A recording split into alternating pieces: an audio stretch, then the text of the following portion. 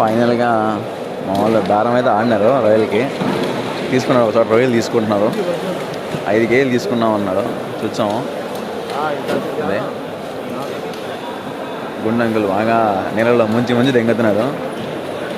చూద్దాం ఎంత అవుతుంది బిల్లు. రకరకాల చేపలు. అమ్మ ఫస్ట్ టైం చూస్తున్నా ఇన్ని రకాల చేపలు ఉంటాయనేసి. అసలు నాకు తెలియదు ఇన్ని రకాల చేపలు ఉంటాయని.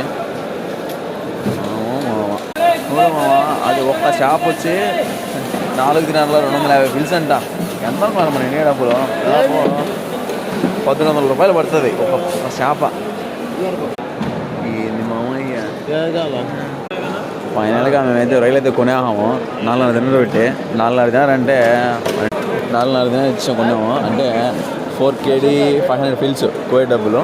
మన ఇండియా డబ్బులు వచ్చేసి 1,200 రూపాయలు. ఈ అంకులకి ఇచ్చినాము. అవి పైన ఈకలు పీకేసి మనకి ఫ్రెష్గా